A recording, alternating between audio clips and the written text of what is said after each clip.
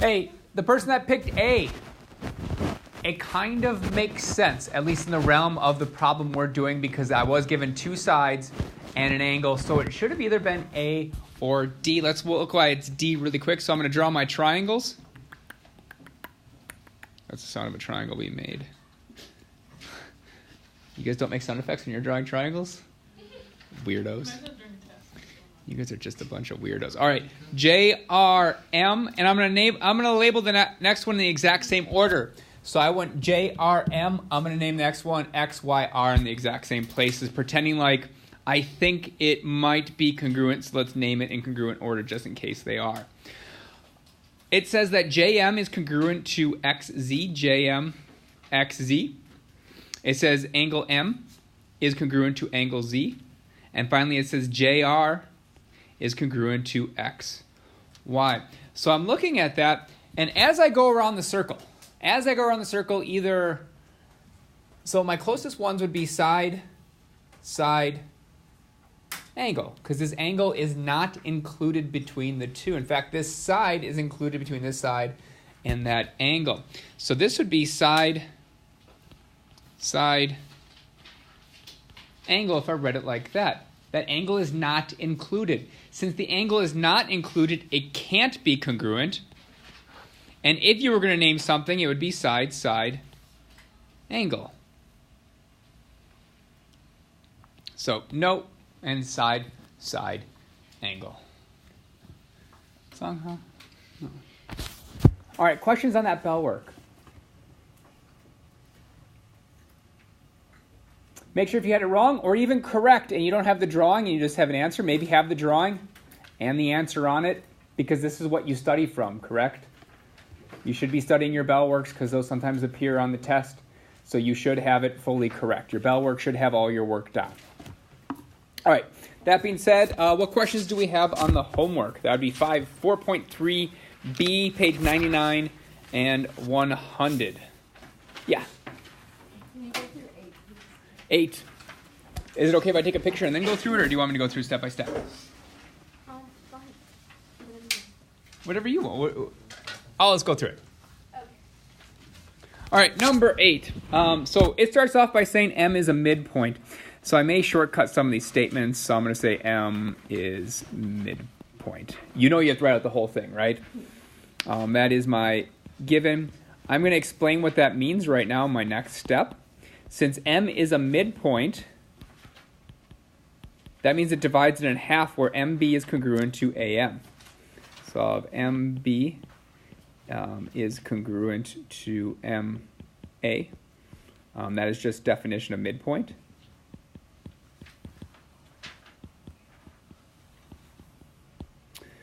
All right, then let's go to the next given. The next given says that AD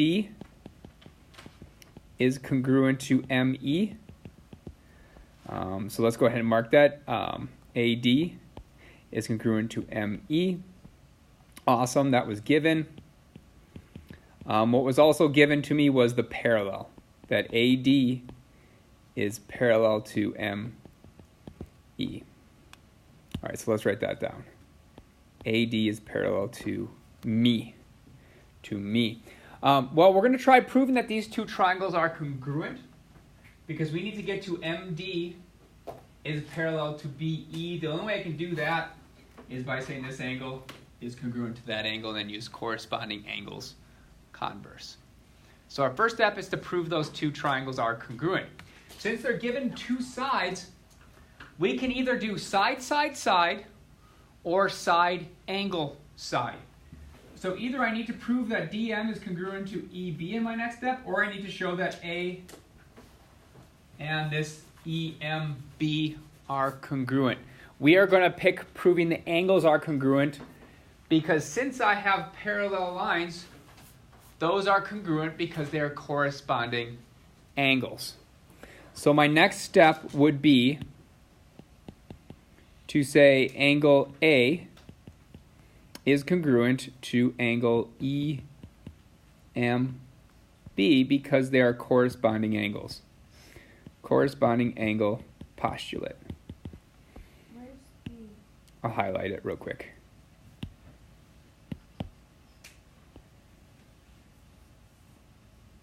So those two angles. Yeah. Where's oh, okay. And that is because that is parallel to that. Mm-hmm. Okay. And maybe this purple line is my transversal, right? So those are corresponding angles. Cool. All right, now I have the triangles congruent. I have the triangles congruent.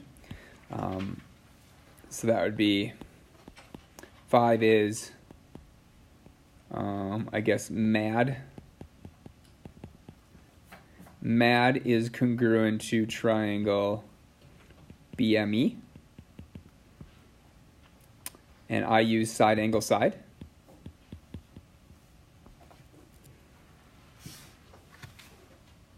Prove that DM, line DM is parallel to EB. In order to do that, I'm just going to show that these two angles are congruent. And then I can use the corresponding angle converse to say they're parallel. All right, I'm just going to take a picture of that, the completed proof. So I don't have all my nasty drawing on there. So that's what I did. I said, this angle here, I'll highlight it in red. This angle here is congruent to that angle there by CPCTC. And then because they're corresponding angles, the two lines they connect, EB and DM, will be parallel using that converse. Do all those steps make sense? Yes. You sure? Yeah. Okay. Thank you. Yeah, other questions?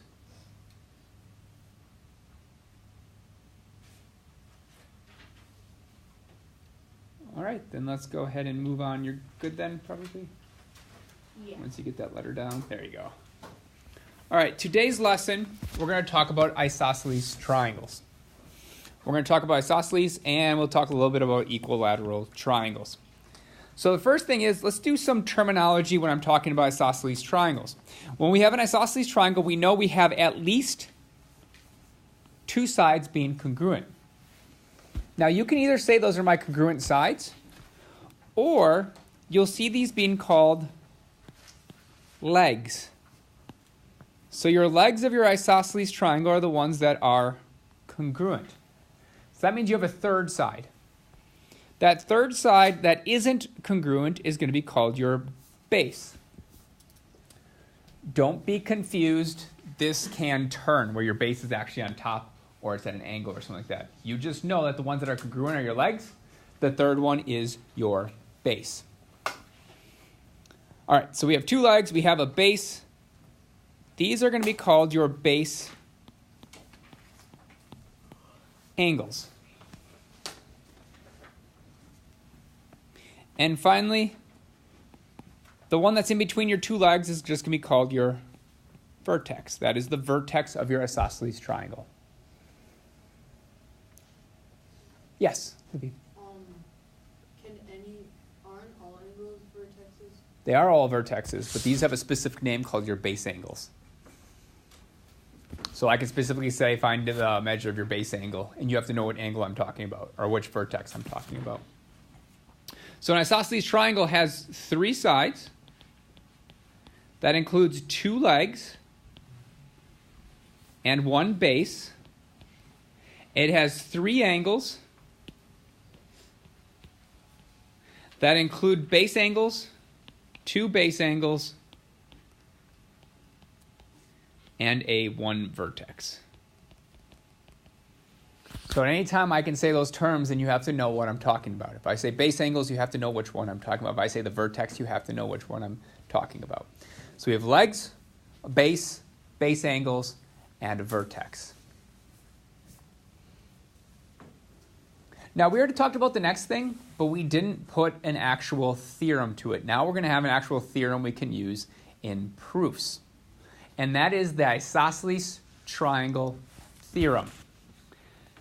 And it goes two directions. You have a theorem and you have a converse. The converse just goes the opposite direction. The theorem states if two sides of a triangle are congruent, then the angles opposite those sides are also congruent. So in this, you will be given, so if you're doing a proof, and if if you have two legs being congruent, then you can say the base angles are congruent. The converse goes the opposite direction. The converse works if you're given two congruent angles. Then you have congruent sides. Now it's key that you recognize that there is a theorem and that there is a converse. Because if you're doing a proof using these, you have to note if you're using the converse or the theorem. The theorem is, once again, you are given two congruent sides. The converse is if you're given two congruent angles. Real quick, what does that say? Theorem. What do we have? Theorem sheets. Are we allowed to put notes on theorem sheets about theorems? All right. You may want to do that. Not right now because we're going to continue on. But if you already did, awesome. Because I don't believe I put this on your theorem sheet. So this would be something that you might want to have on there. So maybe put a little star saying mark that in my notes right after class. All right. Properties of equilateral triangles. Properties of equilateral triangles. For starters, is an equilateral triangle isosceles? Yes, it is. The definition of an isosceles triangle is at least two congruent sides. Song-Al, let's take that off your face. At least two congruent sides. This has three congruent sides, so it has at least two congruent sides. So every equilateral triangle is isosceles. However, if you go the other direction, only some isosceles triangles are equilateral. Yeah. So an equilateral triangle has three congruent sides. But based upon the fact that an isosceles triangle, if it has two congruent sides, its base angles are congruent. That means these base angles would be congruent because these two sides are congruent, right, if I'm looking across. But it also means looking across, these angles would also be the same. So that is why every equilateral triangle is also equiangular. So an equilateral triangle is also equilateral. In other words, an equilateral triangle has all sides and all angles being congruent. That's exactly how I wrote it. All right. So all sides and angles are congruent.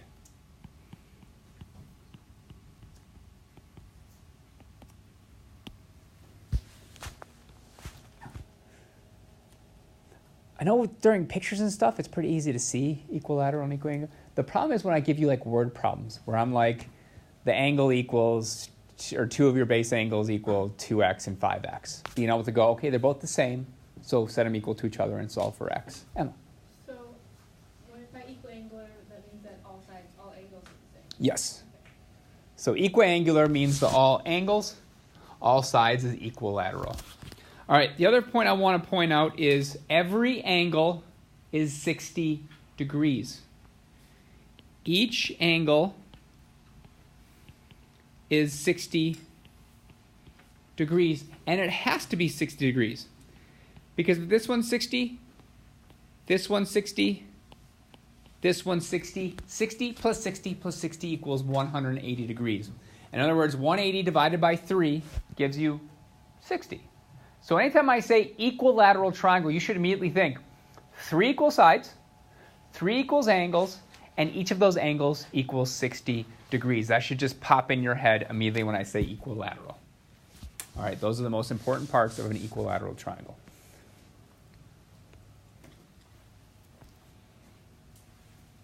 Questions on equilateral triangles? All sides, all angles congruent, and all angles are 60 degrees. All right. Complete the statement using the diagram. So our first one says, if HG is congruent to HK, then what two angles are congruent?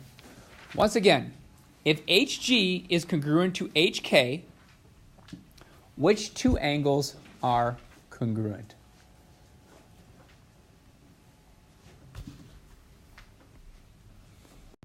Angle G equals angle K. Let's check that out. So we said HG is congruent to HK.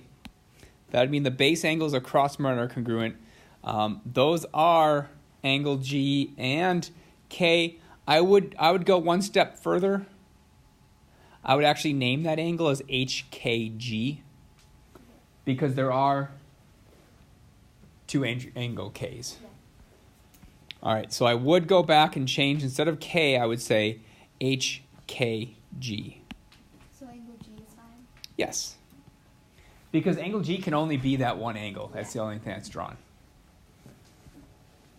Always error on the side of putting three letters, even if you're not sure. Like on G, I could have did HGK, and it would have been no problem. Labib. Oh, sure. Can I read it, and then you can do it? All right. So the next one says angle KHJ is congruent to KJH. Labib, what two sides are congruent then? Then HK, or yeah, segment HK is congruent to KJ. KJ. Let's check that out. So they said KHJ, KHJ, so that'd be that angle in red. And then it says KJH, right? No. Yeah, KJH, which would be this angle here. So it'd be the sides opposite, which would be HK and KJ. Perfect. Got it.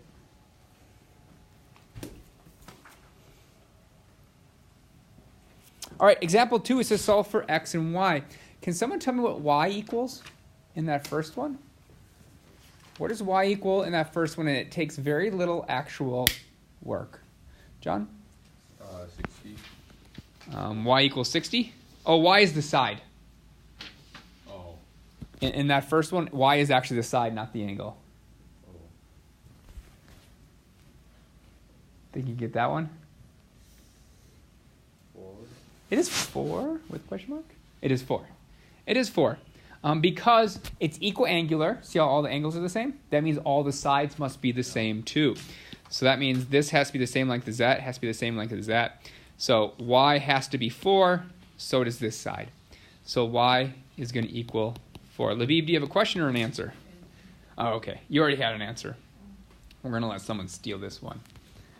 Who can give me what the x value is on the next one? Oh. Jacob? 3. How'd you get 3? Because for the triangle LMN,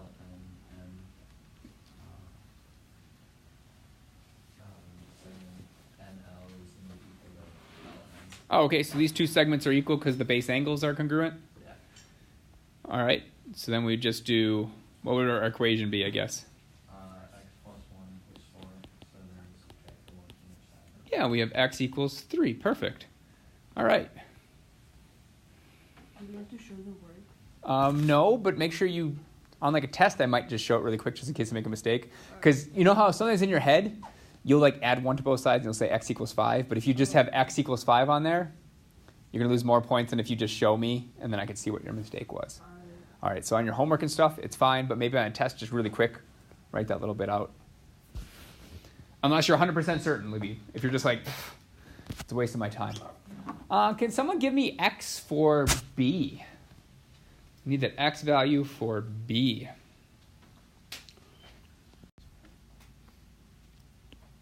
X equals 60 degrees. And that's probably because it's an equilateral triangle, so that all of our angles must be the same measure. So this should be 60 degrees. This should be 60 degrees. This should be 60 degrees. Who can get me that y value? Sangha? 100 and what? 20? So you're saying y equals 120 degrees. Well, let's just double check it. If that bottom left angle is 60 degrees and that total is 90 degrees, that makes that little sliver of that triangle to the left 30 degrees, which makes this little sliver up here also 30 degrees because it's an isosceles triangle. That's 60 degrees. That leaves us with 120 left over, so our y is 120.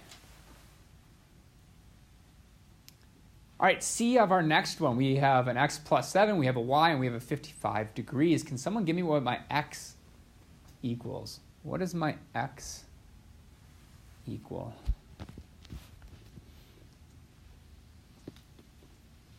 Sophia? 48. 48? How'd you get 48? We know that x plus 7 equals 55, so we just subtract 7 from 55. Yeah, we know they're equal because we have an isosceles triangle, so our base angles are congruent. So we have x equals 48 degrees. Who can finish this off and get me my y value? Alex? 70 degrees? Even? What? Even? Just 70 degrees? Yeah. Okay. Let's check. So that base left angle is 55. That one's 55. 55 plus 55 is 110. 180 minus 110 is 70 degrees. Yeah. All right, just for the fun of it, let's finish this off with a proof.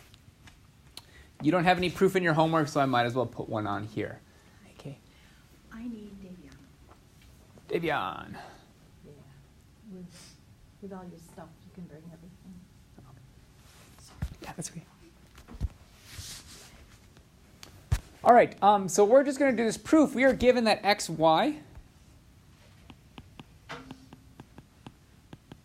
is congruent to a yz, and that is given. All right, see ya. So let's go ahead and mark that xy and xz. I need a step 2, and I don't want to do it. Labib, what's my step 2, do you think?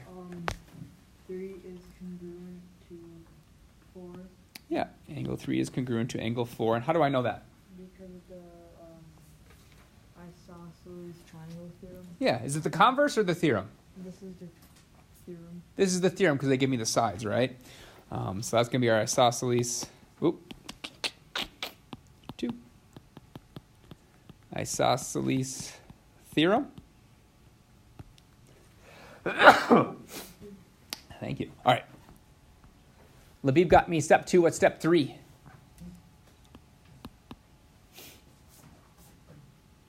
EJ? I don't think I heard from you. Angle 4 equals angle 5, or is congruent to, and how do I know that? Definition of vertical angles. Say that again? The vertical angles. Yeah, vertical angles, yeah. Vertical angles, and it's actually a theorem. All right, what's my fourth and final step? What is my fourth and final step, John? Angle 3 is congruent to angle 5. By Substitution. substitution, or what's a little stronger than substitution in this case? Transitive. Transitive's a little stronger in this one.